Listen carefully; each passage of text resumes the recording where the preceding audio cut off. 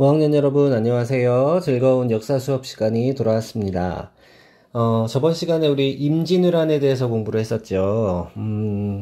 이번 시간에는 임진왜란에 이어서 조선을 덮친 전쟁이 하나 더 있었어요.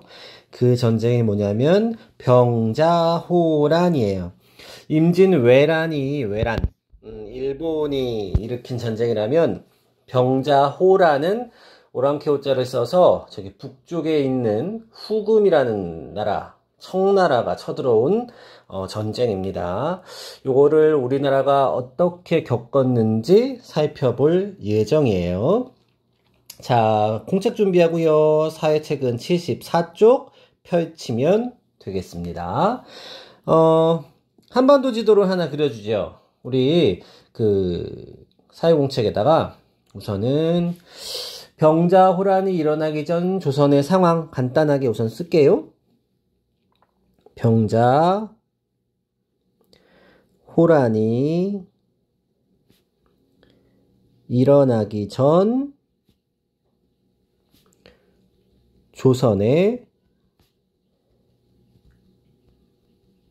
상황.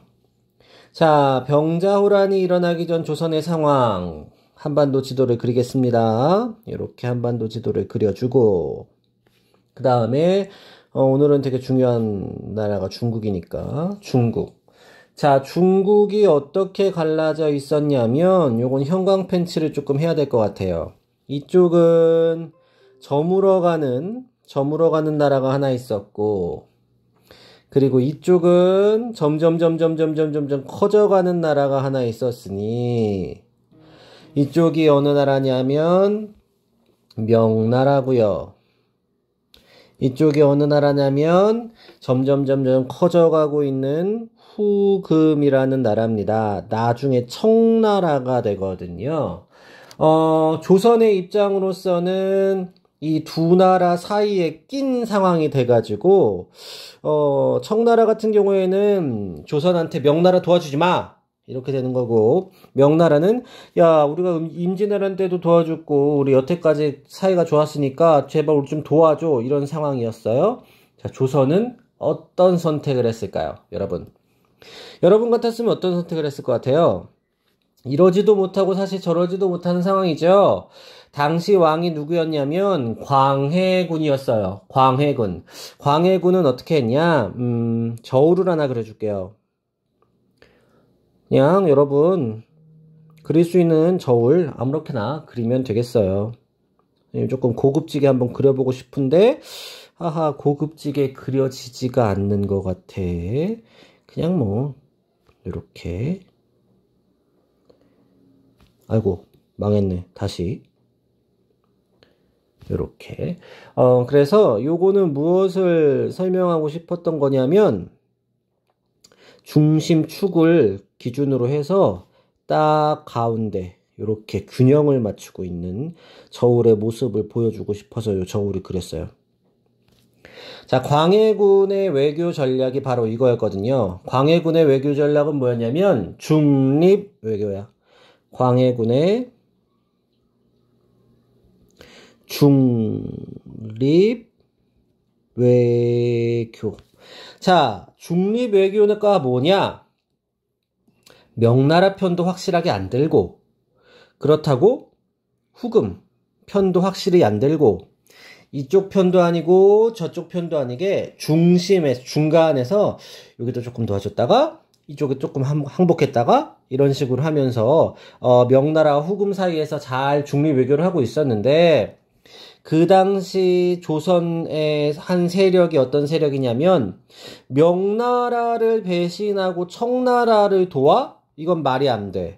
왜 확실하게 명나라를 돕지 않는 거야? 이런 세력들이 있었어요. 그 세력들이 광해군의 여러 가지 실정들을 비판하면서 궁궐로 쳐들어와서 광해군을 왕위에서 내쫓고 제가 새롭게 정권을 차지를 합니다. 그 사람이 인조라는 왕이에요. 인조. 자, 인조라는 왕을 하나 그려주지요. 광해군을 내쫓고 이 인조가 왕이 됩니다. 새로운 왕이 된 인조를 그려주죠.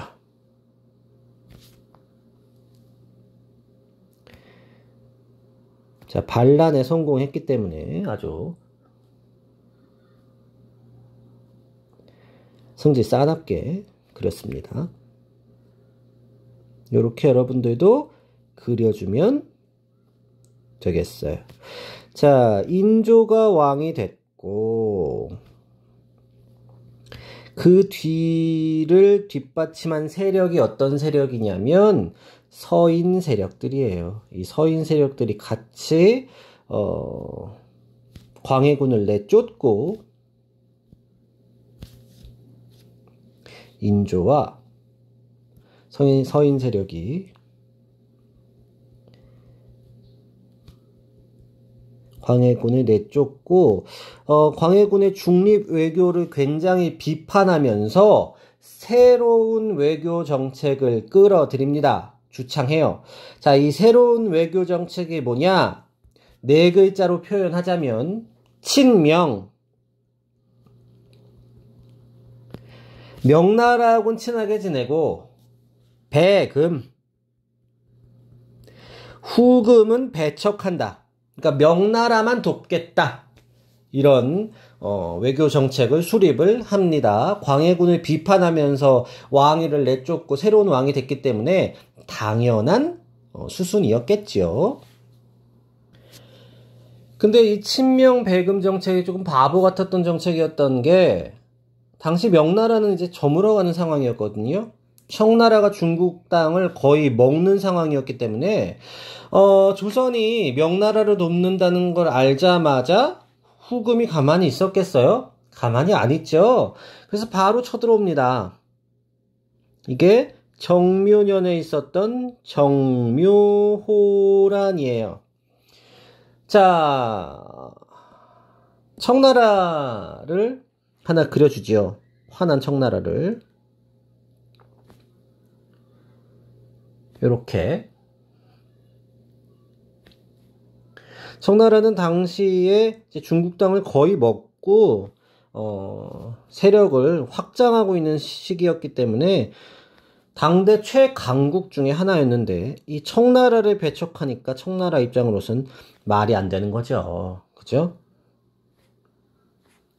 당연히 조선으로 쳐들어와서 본보기를 보여줄 수밖에 없었던 거니까 그 조선의 입장이 얼마나 참 현명치 못한 선택이었는지를 알 수가 있죠.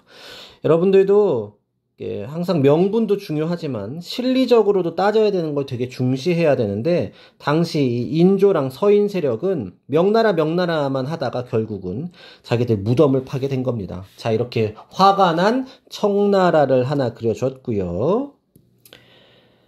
자, 이 청나라의 반응은 당연히 어땠겠어요? 감히 우리를 배척해 이런 깊은 빡침이었겠죠. 이런 깊은 빡침으로 우리나라를 쳐들어오고요. 우리나라가 뭐 조선이 당시 세계 최강국이었던 청나라를 이길 수 있었겠어요? 당연히 이제 쳐들어오니까 금방 항복을 할 수밖에 없었죠. 조선 입장에서는 청나라 맞설 수 있는 힘이 뭐 임진왜란 거의 끝나고 나서 이제 얼마 지나지도 않았는데 당연히 맞서기가 조금 힘들었기 때문에 조선 입장에선 덜덜덜덜덜 떨 수밖에 없는 상황이었고 덜덜덜 떠는 모습을 이렇게 표현해 주죠. 땀 흘리는 것도. 그래서 청나라가 요구하는 걸 순순히 받아들입니다. 어떻게 받아들이냐? 아, 네네네네, 알겠어요. 죄송합니다. 청나라가 형, 조선이 동생, 형제 관계 맺겠습니다. 형제 관계 맺을게요. 하고, 항복을 하게 되죠. 그래서 형제 관계를 맺는다는 조건으로 이 정묘호란은 끝나게 됩니다. 자, 사회책 75쪽으로 넘기시지요. 요렇게 형제관계까지 맺는다고 약속을 하고 돌아갔는데, 문제는 또 터졌어요. 뭐냐면, 이 후금이 이제 점점 세력을 키워서 중국을 거의 통일하고 나서 이름을 청으로 고치거든요. 청나라로 고치고 난 뒤에 다시 요구합니다. 다시 요구해요. 요게 이제 병자호란의 시작인데 우선 병자호란 쓰고 정리하자고요. 자, 청나라가 어떻게 요구를 하냐면 청을 하나 그려줄까요? 이번엔 그냥 동그랗게 그립시다. 동그랗게 그리고 이렇게 성격 안 좋게 그리면 청이지 뭐. 청! 그리고 이렇게 황제들이 쓸 수 있는 모자 하나 씌워주자고요. 이제 황제국이 됐거든요. 청나라가 중국을 통일하고. 자, 청나라가 조선한테 다시 요구를 합니다. 야, 명나라도 이제 끝났고 니네 생각해보니까 우리는 이제 황제국인데 형제 노노해. 니네랑 우리랑 형제 이제 아니야. 이제부터 우리는 임금, 조선은 신하. 알겠냐? 오케이? 요렇게 조선의 의견을 묻습니다. 사실상 협박이죠. 자, 조선은 어떻게 선택을 했을까요? 조선도 하나 그려주자고요. 자, 조선 입장입니다. 조선으로서는 여기 조선. 난감한 상황이죠. 난감한 상황이죠. 자, 인조와 서인 세력이 무엇을 비판하면서 정권을 잡았어요? 청나라에 굴복해서는 안 된다 하고 정권을 잡았는데, 막상 청나라를 임금, 조선은 신하, 이렇게 받아들일 수가 있었을까요? 없었을까요? 당연히 없었겠죠? 그러니까 조금 무섭기는 해도, 그건 좀, 아닌 것 같은데. 하다가 어떻게 했냐? No! 그건 안 돼. 형제까지는 오케이. 그런데 니네가 임금 우리가 신하? 그건 아니야. 그건 우리가 자존심이 상하는 일이지. 이렇게 거부를 합니다. 거부를 해요. 조선의 거부와 함께 청나라가 바로 침입을 합니다. 청의 침입이고요. 정말 속전속결로 침입을 하는데 조선 입장에서는 막을 수가 없는 상황이었어. 그래서 인조가 도망을 가려고 남쪽으로 도망을 가려고 하는데 남쪽길이 막히면서 이게 도망을 가기가 쉽지가 않은 상황이에요. 그래서 결국은 어디로 들어가냐? 남한산성에 들어갑니다. 남한산성은 산세가 이렇게 험하고 해가지고 적의 공격 방어하고 뭐 이렇게 조금 대피해서 머물기는 좋은 곳이었는데, 자, 이 남한산성에 들어가서 문을 다 잠궈버리니까 결국은 상황이 어떻게 되는 상황이에요? 여러분들 생각해보세요. 이렇게 산성이 있거든요. 여기 남한산성이야. 여기 남한산성이라고 하나 써주죠. 남한산성. 여기에 인조가 들어갔어. 그리고 문을 다 걸어 잠갔어. 여러분들이 청군이라면 어떨 것 같아요? 뭐 간단하죠? 포위하는 거지. 그죠?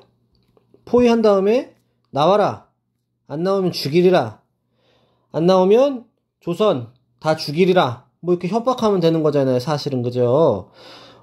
그러니까 이렇게 포위당한 상태에서 이제 겨울이 시작되면서 굉장히 상황이 어려워졌고, 이 상황에서 조선의 신하들이 두 가지 의견으로 다투게 됩니다. 첫 번째는 척화파예요.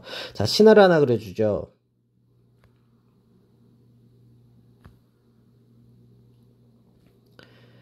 자, 이렇게 관모도 씌워주고,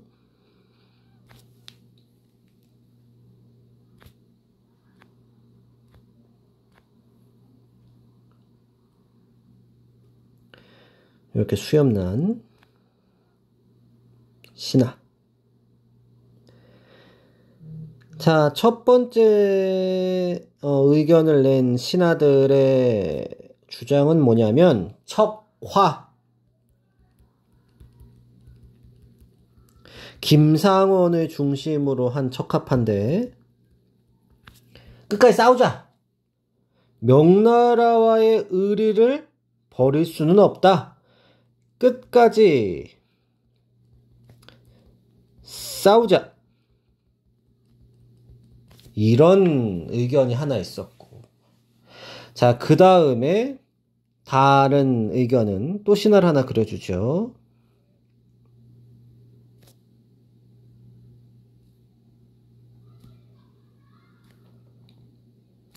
요렇게.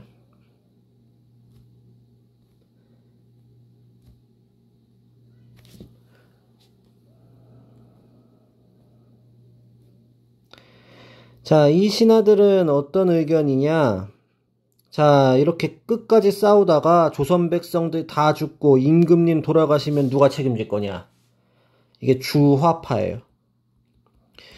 누구를 중심으로 한?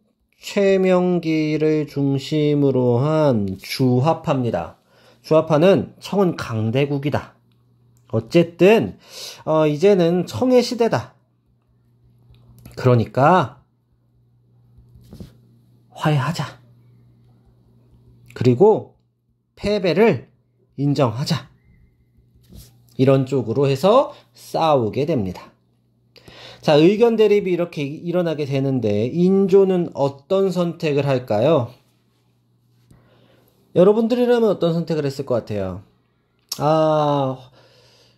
화해를 하자니, 패배를 인정하자니 자존심이 상하고, 또 안 하자니 굶어 죽게 생겼고, 또 맞아 죽게 생겼고, 인조도 아마 되게 고민을 많이 했을 텐데, 강화도가 함락돼요. 그 와중에. 그리고 왕족들, 또 대신들이 포로로 잡히면서 공포감이 극에 달하게 됩니다. 이렇게 덤비다가는 완전히 다 죽겠구나. 이런 공포감을 느끼게 되고, 결국은 인조가 어떻게 선택을 하냐면 어쩔 수 없다. 그냥 패배를 인정하자 하고 항복을 하는데요. 청나라에서 아주 굴욕적인 요구를 합니다. 그래? 그러면 우리 황제 앞에 와서, 우리 황제 여기 계시니까 황제한테 와서 절을 하고, 그 다음에 고개를 조아려라. 그런데 이거 몇 번을 해야 되냐? 절 3번 하고 고개 9번 조아리고, 또 계단 하나 올라와서 절 3번 하고, 그 다음에 또 고개 9번. 이렇게. 그래서 청나라 황제가 이렇게 위에 있고, 이런 식이에요. 여기 사회책 76쪽 보면 청나라 황제 보이죠? 청나라 황제가 딱 앉아 있고, 그 다음에 인조가 밑에서 다 옷을 갈아입고 신화된 자세로 절을 3번 하고 고개를 9번 조아리는 아주 굴욕적인 상황에 이르게 되죠. 아주 굴욕적인 상황에 이르는 인조의 모습을 하나 그려주지요.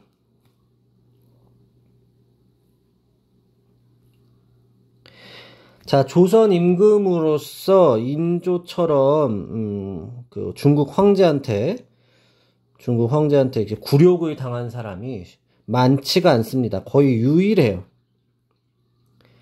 그러니까 본인이 정치를 잘 해보겠다고 광해군을 내쫓고 자기 왕이 됐지만 결국은 이 병자호란을 제대로 컨트롤하지 못함으로써 본인 스스로 아주 체면을 많이 구겼고 추후에도 계속 고생을 하게 되죠. 자, 요런 인조의 모습을 하나 그려주고요. 용서를 구합니다. 용서를 구합니다. 이렇게 하면서 삼배, 구고, 두례라는 삼전도의 굴욕을 겪게 됩니다. 3번 절하고 9번 고개를 조아리는 삼전도라는 곳에서 이런 일이 있었거든요. 삼전도의 굴욕을 겪게 되고요. 이 이후에 결론적으로 어떻게 되겠어요? 조선과 청은 신하와 임금의 관계가 됐죠. 어쩔 수가 없어요. 힘으로 졌으니까. 이뿐만 아니라 인조의 아들이었던 소현세자를 비롯해서 둘째 아들 복림대군, 그리고 많은 대신과 또 백성들이 인질이 돼서 청나라로 끌려 들어가게 됩니다. 이런 굴욕을 겪게 되죠. 자, 여기까지가 병자호란이 일어난 과정이었어요. 광해군의 중립외교를 비판한 인조가 결국은 명나라 편을 들다가 청나라한테 거의 두들겨 맞다시피 했고, 결론적으로는 청한테 굴욕적인 패배를 당하면서 무릎을 꿇고 그 삼전도의 굴욕을 겪는 것까지가 이 병자호란의 과정이었고, 이 이후에는 결론적으로 결국 청나라의 간섭을 계속 받을 수밖에 없는 상황이 되었던 거죠. 자, 사회책 77쪽 보면, 아이고 미안합니다. 사회책 77쪽 보면 청군과 끝까지 싸워야 된다는 신하의 주장과 그 다음에 최명길의 주장, 김상원과 최명길의 주장이 있거든요. 여기 보면 그죠?